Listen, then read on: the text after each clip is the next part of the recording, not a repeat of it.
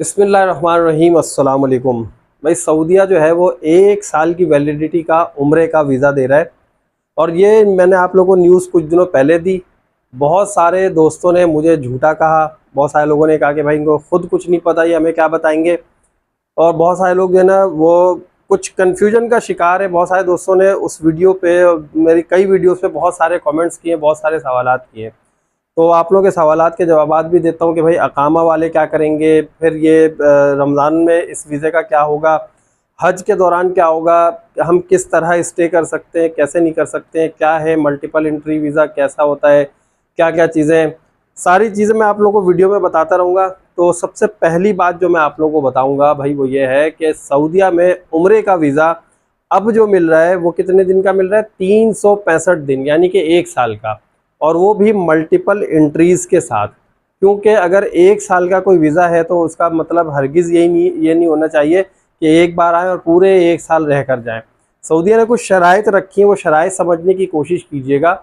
सऊदीया ने ये कहा है कि भाई पहले जो हम उम्रा आपको देते थे वो कितने दिन का देते थे, 15 दिन, 20 दिन, 1 महीना, मैक्सिमम 90 डेज़ के जो है ना उम्रे के वीज़े आ रहे होते थे। अब जो उम्रे का वीज़ा है वो 365 डेज़ का है। पहली शर्त क्या रखी सऊदीया ने कि हम आपको 365 डेज़ यानी कि 1 साल की वैलिडिटी का वीज़ा देंगे। दूसरी बात उन्होंने क्या बताई, दूसरी बात ये कह रहे हैं कि भाई हम ये मल्टीपल एंट्री वीज़ा दे रहे हैं, क्योंकि जब हमने वैलिडिटी बढ़ा दी है, लोग जो है 1 साल के अंदर कई उम्रे कर सकते हैं, सऊदीया में कई मरतबा जो है आना जाना कर सकते हैं, लेकिन बिज़नेस की गर्ज से नहीं, विजिट की गर्ज से नहीं, उम्रा वीज़ा। ठीक है, उम्रा वीज़ा के साथ जो चीज़ें अप्लाई होती हैं वो भी मैं आप लोगों को बता दूंगा। तो तीसरी शर्त उन्होंने क्या रखी है, तीसरी शर्त ये रखी है कि भाई जो भी एक मरतबा आता है सऊदीया में, एक एंट्री देता है, अभी मैंने वीज़ा लिया, मेरे पास आगे 365 दिन के अंदर अंदर मैं सऊदीया में कई चक्कर लगा सकता हूँ। ये मैंने पहला चक्कर लगाया और मैं पहले चक्कर में हद से हद, ज़्यादा से ज़्यादा 90 दिन तक वहाँ रुक सकता हूँ। 90 दिन से ज़्यादा मैं नहीं रुक सकता, वरना फिर वो गैर कानूनी कहलाएगा, वो वीज़ा की शराइत में वो चीज़ें नहीं होंगी।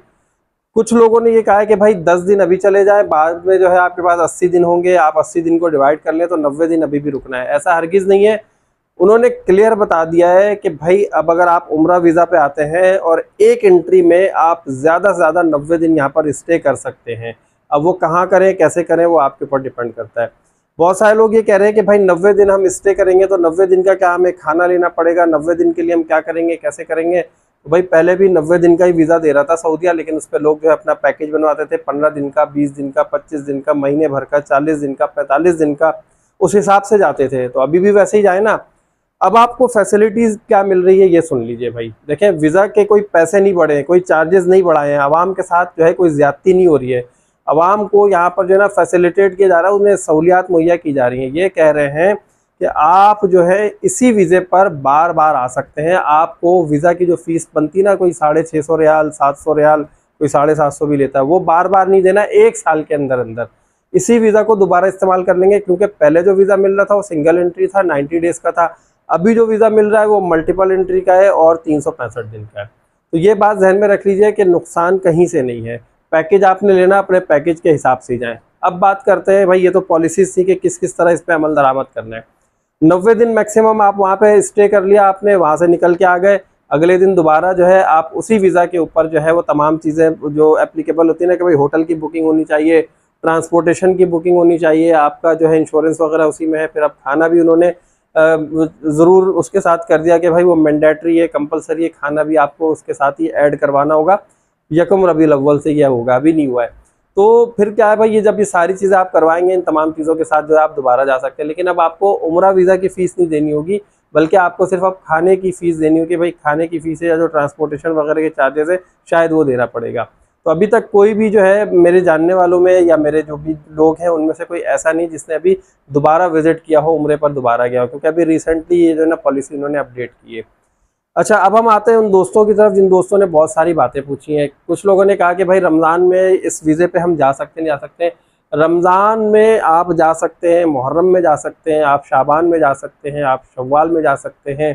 ठीक है, आप हर महीने में जा सकते हैं, सिवाय जो कि हमारे हज का सीज़न होता है ना, आप उसमें नहीं जा सकते। ठीक है, जो ज़िलहज का महीना होता है आप उसमें नहीं जा सकते। उसमें तमाम वीज़े कैंसिल कर देता सऊदीया और सिर्फ हज वीज़े वालों को, जिनके पास हज का परमिट होता है, उन्हें अलाउ करता है। तो इसलिए हज के अलावा जो हज का सीज़न है उस सीज़न के अलावा बाकी तमाम महीनों में आप इस वीज़ा को इस्तेमाल कर सकते हैं।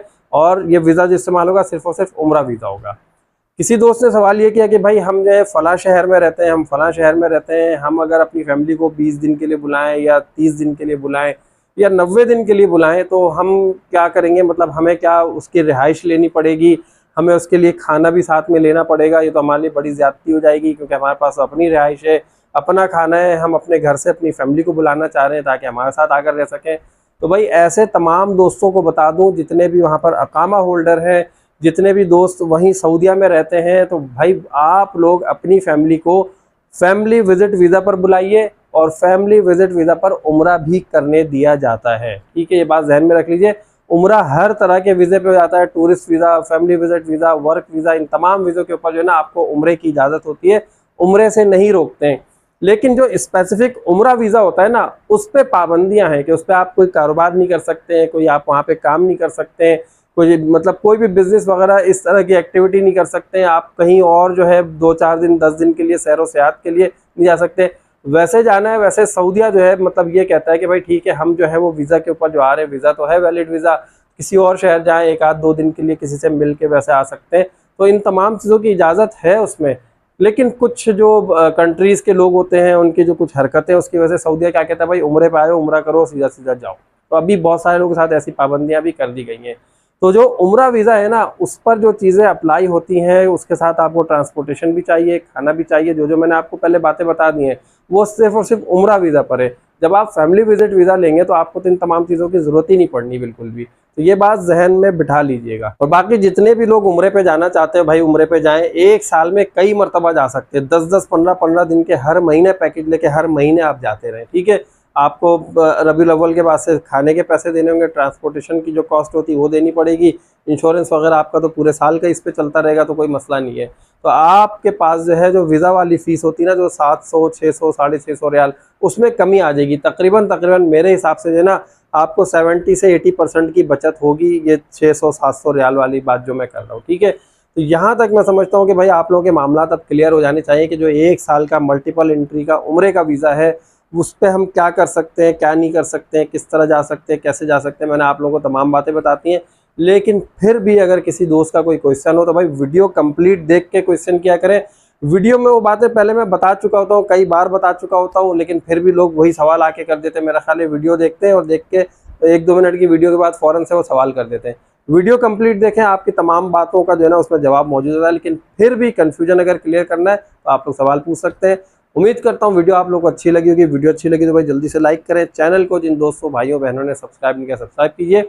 और अगली वीडियो तक के लिए मुझे इजाज़त दीजिए। अल्लाह हाफिज़।